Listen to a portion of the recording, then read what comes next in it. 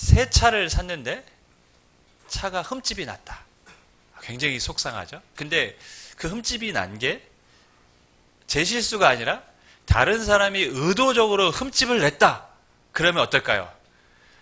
그것만큼 정말 이 속 뒤집히는 일이 없습니다. 저의 교회차를 누군가가 의도적으로 흠집을 냈어요. 여러 번. 네, 저희가 블랙박스를 돌려보지 않았습니다. 그냥 참고 넘어갔습니다. 사람들은 이상한 심리가 있어요. 자신이 기분 나쁘면 흠집을 내려고 합니다. 어떤 사람은 타이어에 펑크를 내는 사람도 있습니다. 못으로 슬쩍 긁고 지나가는 사람도 있어요. 아주 못된 심보입니다. 그런데 사물에게만 이렇게 흠집을 내는 게 아니라 때때로 사람들에게도 흠집을 내기도 합니다. 사람을 흠집 냅니다. 우리나라는 이제 대선을 치르기 전에는 항상 뭘 하냐면 TV 토론회를 하죠. TV 토론회의 목적은 우리가 잘 아는 것처럼 공약을 서로 검증하고 토론을 통해서 어느 후보자가 더 새 대통령으로 합당하냐, 새 대통령으로서의 자격이 있느냐를 검증하는 시간이 실은 TV 토론회인데, 실은 TV 토론회는 다 무슨 시간입니까? 거의 대부분이 흠집 내는 시간이죠. 흔히 말해서 네거티브 전략들을 하죠.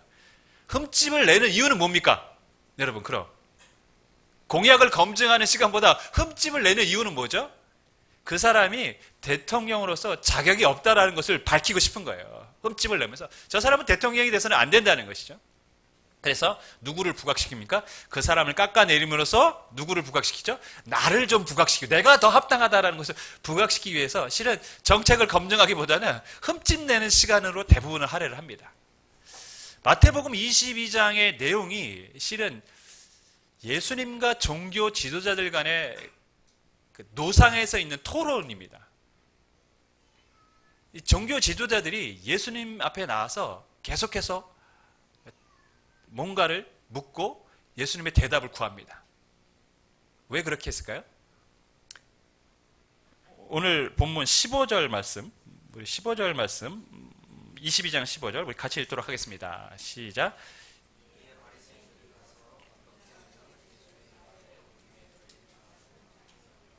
이 바리새인들이 예수님을 찾아가서 질문을 던지는데 찾아가서 질문을 던지는 목적이 있어요. 뭡니까? 예수를 말의 올무에 걸리게 할까 하려고. 올무라는 것은 사냥꾼이 덫을 함정을 놔서 이제 짐승을 잡으려고 하는 것이죠. 그러니까 예수님을 말의 함정을 놔서 덫에 걸리도록 하겠다는 것입니다. 그러니까 뭔가 질문을 하면 그 질문이 굉장히 난처한 질문이라 예수님이 그 말을 대답을 하면 그거를 꼬투리를 잡겠다는 것이죠. 그래서 뭐 하겠다는 것입니까? 예수님을 깎아내리겠다는 것입니다.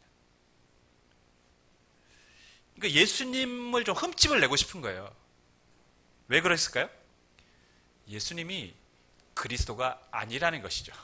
흠집을 내므로써 그리스도의 자격이 없다라는 것을 사람들에게 보여주고 싶은 것입니다.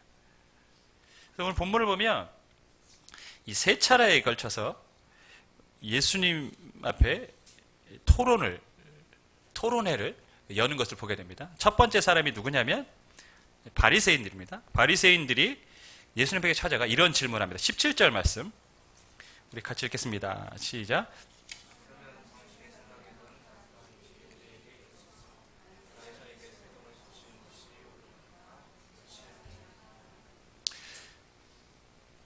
예수님 앞에 찾아가서 첫 번째 던진 질문이 뭐냐면 당신의 생각에는 우리가 가이사, 로마 황제에게 세금을 내는 게 맞습니까? 세금을 안 내는 게 맞습니까? 물은 겁니다. 예수님이 처음에 예루살렘에 입성했을 때 예수님이 행했던 일들을 우리가 잘 알고 있습니다. 성전을 가서 성전을 엎으셨어요. 장사하는 사람들 다 내쫓으셨어요. 근데 대제사장들과 그 당시 유대 장로들이 화가 나서 예수님을 찾아가서 너 무슨 권세로 무슨 권위로 그 일을 하고 너에게 그 권위를 준 사람이 누구냐? 라고 막 따져 물었습니다. 그러니까 자신의 힘과 권세로 예수님을 좀 엇박하고 강압적으로 그 예수님을 통제하려고 했는데 뜻대로 되지 않았습니다. 그러니까 이번에는 어떻게 했냐면 전략을 바꾼 거예요. 뭔가 말의 꼬투리를 잡아서 저 사람은 메시아 그리스도가 아니고 저 사람이 행한 행동은 옳지 못하다는 것을 사람들에게 보여주고 싶은 것입니다. 그래서 던진 질문이 로마 황제에게 세금을 내는 게 맞습니까? 안 내는 게 맞습니까? 물은 겁니다. 여러분, 로마 황제에게 세금을 내는 게 맞습니까? 안 내는 게 맞습니까? 굉장히 난처한 질문입니다. 우리 아이들에게 짓궂게 엄마 아빠가 있는데 너 엄마가 좋아 아빠가 좋아 이 질문하는 거와 비슷합니다. 그럼 아이들이 뭐라고 대답하죠? 엄마가 좋아요. 저 중등부 아이 엄마가 좋다고 바로 나왔어요. 보통 아이들은 엄마가 좋다고 하죠. 근데 조금 큰 아이들은 그 질문 어떻게 얘기합니까? 둘 다 좋아요. 이렇게 얘기합니다. 근데 안타깝게도 아빠가 좋아요라고 대답하는 사람은 제가 본 적은 없는 것 같아요. 엄마가 좋아요 아니면 둘 다 좋아요. 근데 둘 다 좋아요는 실은 그 상황에서 난처하니까 엄마가 좋아야 말 못하고 그냥 둘 다 좋아요 한 것 같아요. 아이들 대부분은 엄마가 좋아합니다. 우리 아이들도 그렇습니다. 이유를 모르겠어요. 엄마는 무섭대요. 아빠는 안 무섭대요. 아빠는 착하대요. 그런데도 엄마가 좋대요. 이유를 모르겠어요. 하여튼 엄마는 좋은 사람입니다. 자, 로마 정부의 세금을 내느냐 안 내느냐 문제는 예수님 입장에서는 이런 문제입니다. 내라고 말할 수도 없고 안 내라고 말할 수도 없습니다. 왜냐하면 일반 백성들은 예수님을 그리스도라고 알고 있는데 그 그리스도는 누구냐? 로마로부터 자신들을 해방시켜줄 그리스도로 믿고 따르고 있습니다. 그런데 로마 정부에 세금을 내라고 하면 예수님은 친 로마 정책을 가진 사람입니다. 그러니까 로마로부터 자신들을 해방시켜줄 그리스도가 되어야 되는데 백성들 입장에서 보면 예수님은 로마와 한편인 사람처럼 이렇게 보여지는 것이죠. 그렇기 때문에 섣불리 세금을 내라고 말을 할 수도 없습니다.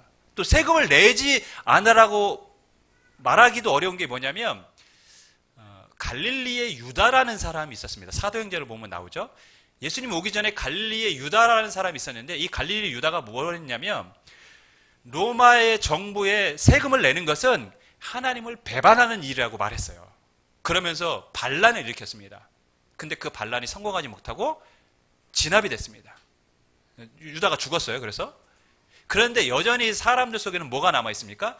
로마 정부에 세금을 내는 게 옳은지 안 옳은지에 대한 갈등이 계속 있었습니다. 그것이 정말 우리가 하나님에 대한 신앙을 버리는 건지 아닌 것인지에 대한 신학적인 고민이 그들에게 있었다는 것이죠.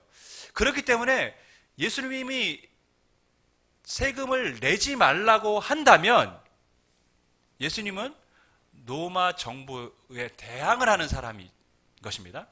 그러면 그 옛날 유다처럼 뭐가 됩니까? 정치 범죄자가 되는 거예요. 참 이 바리새인들이 똑똑한 게 뭐냐면 예수님을 찾아갈 때 이 질문을 던진 것도 똑똑하지만 혼자 가지 않았다는 것입니다. 오늘 본문을 보면 16절 말씀 16절 말씀을 같이 읽습니다. 시작.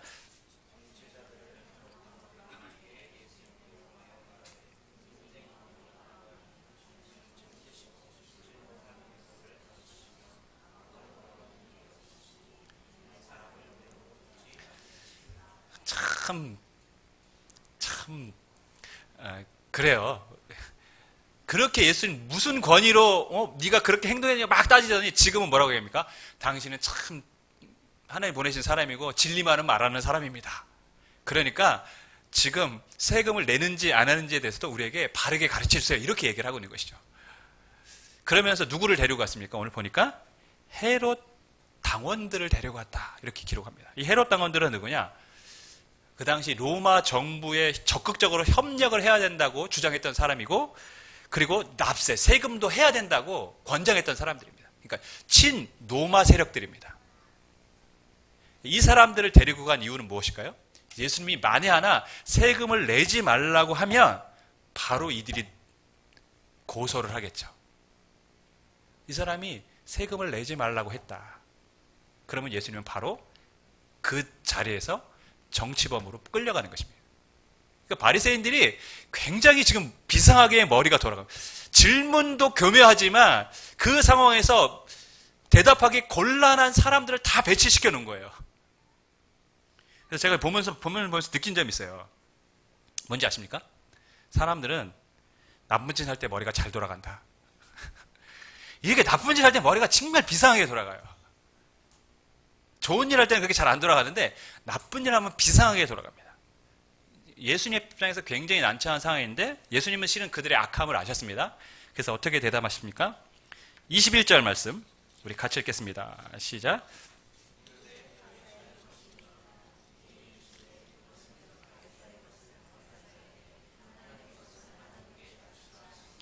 예수님이 너희에게 세금을 낼 돈을 가져오라 이렇게 말씀하셨어요. 그래서 한 데나리온을 가져오니까 원래 그 로마 황제들은 그 화폐에 자신들의 이름과 형상을 새겨놨습니다. 그걸 보면서 이 화폐에 누구의 글이 있고 누구의 형상이 있느냐 이게 사람이 물으니까 가이사 로마 황제의 것입니다 라고 얘기하니까 예수님이 그러면 황제의 것은 황제에게 드리고 하나님의 것은 하나님께 드려라. 굉장히 지혜로운 답변을 하신 거예요. 지금 예수님이 너희들 세금도 잘 내고 헌금도 잘해 이런 얘기를 하신 게 아닙니다. 지금 이 본문의 주제는 뭐냐?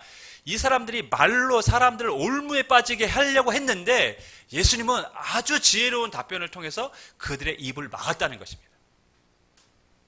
1차 토론의 승자는 누굽니까? 예수님이셨습니다. 그들은 예수님을 시험에 빠지게 하려고 질문했지만 예수님이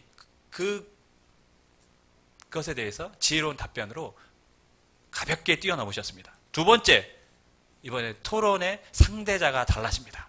바리새인이 실패하니까 이번에는 사두개인이 등장을 합니다. 원래 이 사두개인은 우리가 잘 아는 것처럼 유대사회에서 오랫동안 기득권을 행사했던 사람들입니다. 가장 최상위 권력층이고 그렇게 최상의 권력을 유지하기 위해서 어떤 사람들입니까? 로마 정부에 적극적으로 협력할 수밖에 없었던 사람들입니다. 근데 이들은 모세 오경만 믿고 부활도 없고 영생도 없고 영혼도 없다고 믿었던 사람들입니다. 그러니까 현실에 집착하겠죠. 부활도 없고 영생도 없고 영혼도 없으니까 그들이 추구하는 건 뭡니까? 현실적인 거죠. 그러니까 로마 정부에 딱 붙어서 자신들이 누렸던 기득권만을 유지하면 되는 것입니다. 세상의 것에 집착하며 영적인 것에 소홀해질 수밖에 없습니다. 그것이 인간의 모습입니다. 그래서 이 사두개인이 이번에 예수님을 찾아 질문을 합니다. 율법에 의하면 형이 결혼을 했는데 상속자가 없이 죽으면 동생이 결혼해서 그 대를 이어야 된다고 기록하고 있는데 만약에 7명의 아들이 있었는데 첫째가 결혼했는데 상속자가 없어서 둘째랑 결혼했고 둘째도 상속자가 없어서 셋째랑 결혼 이렇게 계속해서 7째까지 갔다면 그렇게 7째까지 갔는데도 상속자가 없고 그 부인이 죽었다면 만약에 부활을 한다면 이 여인은 누구의 아내가 되는 것입니까? 누구의 아내가 되는 것입니까? 율법을 근거로 얘기를 한 거예요. 율법이 분명히 그렇게 하라고 했으니까 그렇게 진짜 된다면 이 여자는 누구의 아내가 되는 것입니까? 왜 이런 질문을 했을까요? 부활이 없다라고 말하고 싶은 것이죠. 왜? 부활이 있으면 이런 난처한 상황이 일어나는 거 아닙니까? 그러니 부활은 없어야 되는 것이죠. 하고 예수님 앞에 그렇게 얘기를 하는 것입니다. 근데 예수님이 부활에 대해서 지금까지 예수님은 영생과 부활에 대해서 말씀하셨는데 이 부활에 대해서 없다고 말할 수 없죠. 그래서 예수님이 뭐라고 얘기하시냐면 너희들이 부활에 대해서 잘못 알고 있다. 사람이 부활하면 이 세상의 관계가 유지되고 이 세상의 기쁨 그런 삶이 계속되는 게 아니라는 것입니다. 이 세상의 삶이. 부활은 전혀 새로운 존재가 되는 것이고 이 세상에서 누렸던 기쁨과는 차원이 다른 기쁨을 누리는 것이 부활이다. 너희가 그래서 부활도 모르고 하나님의 능력도 모르는 것이다. 그러니까 사두개인은 부활하면 이 세상 삶의 연장으로 정도만 생각을 했는데 예수님은 그게 아니라 부활하면 그것 이상의 삶이 우리에게 주어진다는 것이죠. 그러니까 너희가 부활도 모르고 하나님도 모른다는 것입니다. 하나님의 능력도 모른다는 것이죠. 그러면서 뭐라고 답변하십니까? 32절 우리 같이 읽겠습니다. 시작.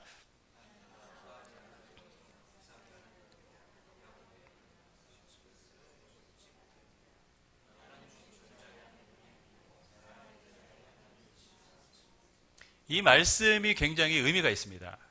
나는 아브라함의 하나님이요 이삭의 하나님이요 야곱의 하나님이라. 분명히 성경에는 수도 없이 많이 이 말씀을 하셨습니다. 사두개인이 주장하는 모세 오경에도 이 말씀은 굉장히 많이 기록되어 있습니다. 그런데 하나님이 이 말씀을 하셨을 때 아브라함은 이미 죽었었고 이삭도 죽었었고 야곱도 죽었었습니다. 그럼에도 불구하고 지금 하나님은 뭐라고 말씀하십니까? 나는 아브라함의 하나님이었고 이삭의 하나님이었고 야곱의 하나님이었다라고 옛날에 그런 하나님이었다고 말씀하시는 것이 아니라 지금도 야곱과 아브라함과 이삭의 하나님이라고 말씀하고 계셨다는 것이죠. 다시 말해서 아브라함은 죽고 야곱도 죽고 이삭도 죽었지만 하나님은 지금도 그들의 하나님이라고 말씀하고 계시다는 것입니다. 그 말은 뭐냐면 그들이 죽었지만 부활했다는 것입니까? 부활해서 하나님 나라에 살고 있다는 것입니다. 그래서 아브라함은 죽은 자의 하나님이 아니라 산 자의 하나님이라 라고 이미 모세오경에도 너에게 가르치고 있었다는 것이죠. 그런데 너희는 그것을 모르고 있다는 것입니다. 뭘 말씀하고 싶은 것입니까? 부활은 이미 모세오경에서부터 우리에게 기록되었고 알려주신 하나님의 뜻이라는 것입니다. 이 가르침에 무리들이 놀랐습니다. 오늘 성경에서 여러분 계속 반복되는 말씀이 뭐냐면 예수님이 답변하면 무리들이 어떻습니까? 다 놀라고 아무런 말도 못한다는 것이죠. 사람들은 계속해서 예수님에게 어떤 질문을 통해서 그분을 흠집내려고 하는데 예수님은 그 모든 것을 다 어떻게 하십니까? 말을 통해서 넘어가시고 사람들의 입을 다물게 하고 계십니다. 3차 토론회가 시작됩니다. 이번에는 또 다른 토론자가 등장하죠. 율법사입니다.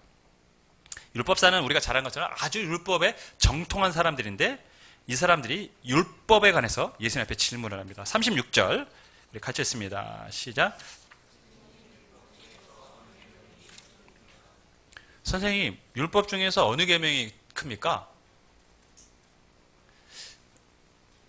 수많은 율법이 있는데 이스라엘 백성들은 하나님이 주신 모세 율법 외에도 그들이 세분화시킨 장로들의 유전도 있습니다. 다 지켜야 된다고 생각했어요. 그런데 지금 사람이 다 지킬 수 없잖아요. 그죠? 다 지킬 수 없습니다. 그 사람들도 그것을 알고 있습니다. 그래서 율법 중에서도 먼저 지켜야 될 것이 있다고 그들은 믿었습니다. 그렇게 가르쳤어요. 더 중요한 율법이 있고 덜 중요한 율법이 있다는 것이죠. 그러니까 율법 중에서 어느 율법이 가장 큰 율법입니까? 물은 것입니다. 우리가 살면서 해야 될 일들이 많습니다. 그죠? 공부, 운동도 해야 되고 신앙생활도 잘해야 되고 직장생활도 잘해야 되고 가족도 잘 돌봐야 되고 친구들과 만나야 되고 여가생활도 해야 되고 할 게 너무 많아요. 근데 다 할 수는 없어요. 왜 그렇습니까? 먼저 돈이 없습니다. 다 하기엔 돈이 부족해요. 그 다음에 뭐가 없습니까? 시간이 부족합니다. 그래서 성공하는 인생은 어떤 인생입니까? 성공하는 사람의 7가지 습관을 보면 중요한 것을 먼저 하는 사람이라고 했어요. 다 할 수 없기 때문에 정말 중요한 것을 먼저 해라. 지금 삶의 우선순위를 정하고 그 우선순위에 맞춰 살아야 된다는 것입니다. 이스라엘 백성들도 마찬가지였습니다. 율법을 다 지킬 수 없기 때문에 율법에는 더 잘 지켜야 되는 것들이 있으니까 그것을 먼저 지키라는 것이죠. 율법을 지키고 싶은 열심이 그들에게 있었습니다. 그런데 모든 율법은 실은 하나님의 말씀입니다. 그러므로 율법 중 어느 하나라도 하나님께서, 예수님께서 이것이 더 중요하다고 말하는 순간 나머지 율법은 뭐가 됩니까? 그 율법보다 가치가 떨어집니다. 다시 말하면 하나님이 주신 말씀인데 가치가 떨어지게 된 것이죠. 그러니까 예수님이 뭘 하나 계명을 택해서 이게 더 중요하다고 말하는 순간 예수님은 하나님의 말씀의 가치를 떨어뜨린 사람이 되는 것입니다. 그것을 노리고 있습니다. 또한 모든 것이라고 말해야 되는데 이스라엘 백성들은 지금까지 장로들의 유전 그리고 율법을 중요시 생각하고 그 중에서도 더 중요한 것이 있다고 생각하면서 전통적으로 그렇게 하나님을 섬겨왔는데 예수님이 다 무시하고 말을 하면 그들이 가져왔던 역사적 전통을 무시하는 사람이 되는 것이죠. 굉장히 난처한 상황입니다. 그때 예수님이 뭐라고 얘기합니까? 이걸 보면서도 또 느낀 점이 있죠. 사람은 나쁜 짓 할 때 머리가 잘 돌아갑니다. 나쁜 짓 할 때 머리가 비상하게 돌아가요. 어떻게 하면 이렇게 교묘한 질문을 생각해냈을까? 예수님이 마음과 뜻을 다하고 목숨을 다하고 주 너의 하나님을 사랑하라. 그리고 뭐라고 하십니까? 내 이웃을 내 몸과 같이 사랑하라. 그것이 하나님을 사랑하는 것이 첫째이지만 둘째도 이와 같은 급이라는 것입니다. 굉장히 중요한 말씀입니다. 하나님을 사랑하는 게 먼저라고 생각할 수 있어요. 우리는 그죠? 우리는 그렇게 생각합니다. 그런데 예수님은 둘째도 이와 같다. 이웃을 사랑하는 것도 내 몸처럼 사랑하는 것도 하나님을 사랑하는 것과 또 같은 위치라는 것입니다. 우리는 간혹 신앙적인 것만을 더 중요하게 생각할 때가 있어요. 그러다 보니까 뭘 우선시합니까? 예배, 교회 봉사 우선시합니다. 물론 중요한 것이죠. 근데 그러다 보니까 뭘 소홀히 하게 됩니까? 가정을 내팽개칠 때도 있습니다. 제가 예전에 이런 예화 많이 들었어요. 부흥회 시절에 부흥회 막 은혜 받으려고 부흥회 막 따라다녀야 됩니다. 여기서 부흥회 열린다고 하면 여기 따라다니고 저기 따라다니고 그러면서 집에 빨래 안 하고 설거지 안 하고 막 남편들이 예수님이 안 믿잖아요. 예수 믿고 미쳤다고 생각해요. 아내가 정신 나갔다고. 그러니 복음이 전해지겠습니까? 그게 아니라는 것이죠. 내 이웃을 내 몸처럼 생각. 이웃은 가족 다 포함됩니다. 또 우리 교회 다니는 그리스도인들이 이런 모습도 많죠. 장사를 하면 얘기하다가 교회 다닌다고 하면 그 사람한테 굉장히 좀 관대합니다. 콩나물을 준다고 하면 한 움큼 더 주기도 합니다. 이런 식으로 더 관대해져요. 근데 예수 믿지 않는 사람에게는 그렇게 잘 행동하지 않아요. 근데 성경은 그게 틀렸다는 것이죠. 모든 사람에게 그렇게 행하라는 것입니다. 하나님을 사랑하는 것만큼 누구도 사랑하라고요? 이웃도, 가족도 사랑하라는 것입니다. 그러니까 가족 팽개치고 막 이렇게 교회에만 집중하는 것도 하나님 뜻이 아니라는 것이죠. 문제는 뭐냐? 하나님도 대충 사랑하고 가족도 대충 사랑하는 게 문제죠. 우리가 더 적극적으로 하나님을 사랑하고 더 열심히 가족과 이웃을 사랑하는 것이 하나님의 뜻인 줄 믿습니다. 그렇게 살아야 합니다. 이 말씀을 하니까 사람들이 또 놀라는 것이죠.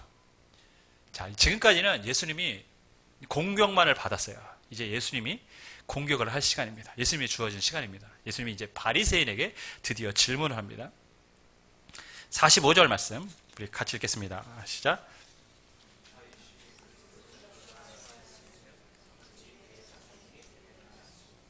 예수님이 이렇게 묻습니다. 너희가 다윗에 대해서 알고 있는데 다윗이 누구냐? 그리스도가 누구냐? 그랬더니 다윗의 후손입니다. 얘기했어요. 그런데 다윗이 그리스도를 주님이라고 칭했는데 어떻게 다윗의 후손으로 그리스도가 올 수 있느냐? 그러니까 다윗이 그리스도를 높였는데 그리스도가 다윗의 후손이 되는 게 가능이나 하냐? 라고 물은 것입니다. 이해되시죠? 그러니까 다윗의 후손으로 그리스도가 오셨는데 왜 다윗은 그리스도를 주님이라고 높였냐는 것입니다. 그건 이상한 거 아니냐? 물으니까 사람들이 이상하거든요. 그러니까 대답할 바를 찾지 못했습니다.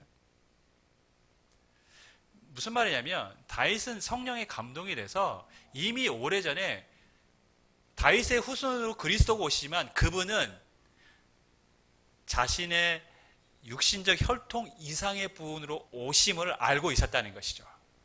누가 오십니까? 하나님의 아들로 오시는 것입니다.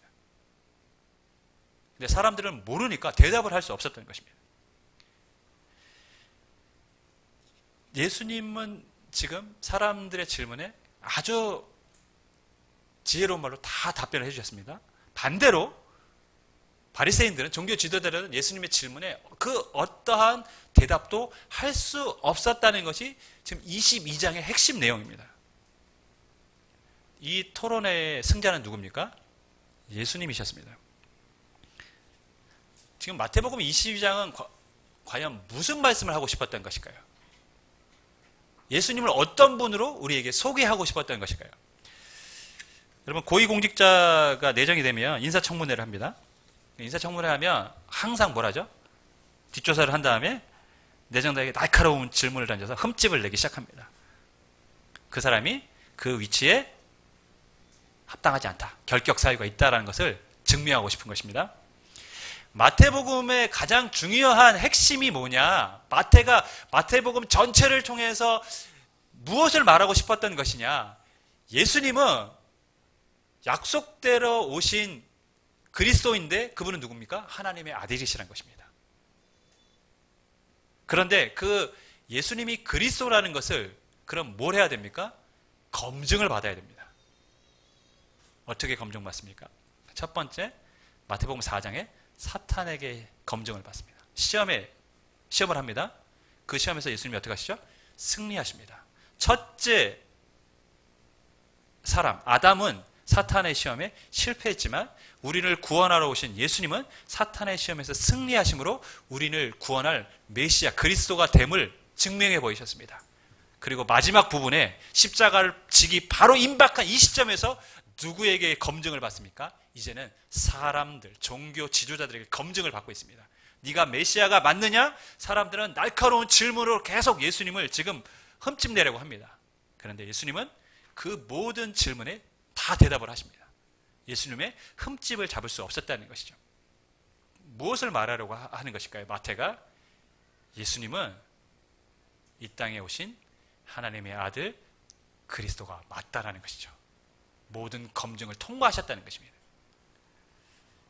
마태복음은 우리에게 세금 잘 내라, 헌금 잘해라, 부활에 대해서 잘 알고 있어라, 계명에 우열이 없다, 이런 것을 우리에게 가르치고자 하는 본문이 아닙니다. 마태복음 22장의 핵심은 예수님은 모든 사람의 검증조차도 통과하신, 그래서 그리스도로 인정할 수밖에 없는 분임을 마태는 우리에게 가르치고 있는 것입니다. 저는 사랑하는 여러분, 실은 제가 마태복음을 하면서 설교자라서 딜레마가 있어요. 그게 뭐냐면, 보통 우리 한국교회의 설교들은 초점이 어디에 있냐면 어떻게 하면 삶에 적용할까입니다. 그래서 주제가 다 뭐냐? 거의 대부분이 뭐 불평하지 말아라, 그죠? 용기를 내라, 기도해라, 감사해라, 자신감을 가져라, 뭐 이런 쪽에 초점을 맞추겠습니다. 아니면 거룩해라. 물론 다 성경이 가르치는 주제이긴 합니다. 하지만 성경이 말씀하는 핵심적인 주제는 실은 우리의 삶의 실천적인 그런 윤리적인 부분이 있기는 하지만 그게 주된 주제는 아닙니다. 성경의 가장 주된 주제는 뭡니까? 예수님이 누구이신지를 우리에게 가르치는 것입니다. 그리고 그 예수님 앞에 너희가 바로 그 예수님을 바로 알고 반응하라라는 것입니다. 그래서 제가 설교자에서 늘 고민이 있어요. 이렇게 설교를 하고 나면 여러분 무엇을 삶에 적용하셔야 됩니까? 적용할 게 없을 것 같아요. 마태복음은 초대교회 성도들에게는, 고난과 핍박을 받고 있는 성도들에게는 희망의 메시지였습니다. 너희가 믿고 있는 예수님이 하나님이 보내신 하나님의 아들 그리스도가 맞다라는 것입니다. 어떻게 하라는 것입니까? 흔들리지 말고 믿음의 길을 걸으라는 것입니다. 여러분 삶에 흔들리십니까? 우리가 믿는 예수님은 하나님의 아들로 이 땅에 오신 우리의 구원자 그리스도이신 줄 믿습니다. 흔들리지 마십시오. 세상에 그 어떤 것이 하든 흔들리지 마십시오. 여러분의 상황과 감정으로 예배와 믿음을 바꾸지 마십시오. 그건 어리석은 일들입니다. 마태가 이 복음서를 쓸 때 그 당시 사람들의 상황이 그랬습니다. 흔들리지 말라라는 거예요. 두 번째, 유대인들에게 쓰는 것이죠. 너희가 십자가에 못 박혀 죽었던 예수님은 약속대로 성경에 기록된 메시아고 그분이 하나님의 아들이셨다는 것입니다. 그러니 뭐 하라는 것입니까? 그분을 믿으라는 것입니다. 지금이라도. 여러분, 성경은 우리에게 예수님을 바로 알고 바로 믿어야 된다고 말씀하고 있습니다. 여러분, 우리가 예수님을 바로 알고 바로 믿는 성도가 되기를 주님의 이름으로 간절히 축원하겠습니다. 예수님을 바로 한다면 그 바른 믿음에 대한 반응이 있어야 됩니다.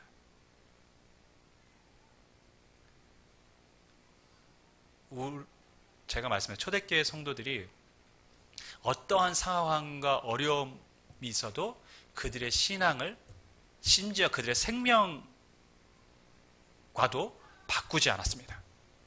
믿음이란 그런 것입니다. 히브리서에 보면 이런 말씀이 있습니다. 우리는 뒤로 물러나 침륜에 빠질 자가 아니요. 그러니까 우리가 어떤 환란이 있어서 어려움이 있어서 뒤로 물러나 넘어지는 자들이 아니라는 것입니다. 왜냐하면 우리는 영혼을 구원하는 믿음을 가진 사람들이다. 여러분, 여러분의 가진 믿음은 여러분의 영혼을 구원하는 믿음인 줄 믿습니다. 그러니 흔들리셔는 안 돼요. 끝까지 우리가 바르게 믿음의 길을 걸어야 됩니다. 실은 오늘 마태가 우리에게 그 예수님을 알려주고 우리에게 그렇게 살라고 권면하고 있는 줄 믿습니다. 그렇게 살아갈 수 있기를 주님의 이름으로 간절히 축원하겠습니다.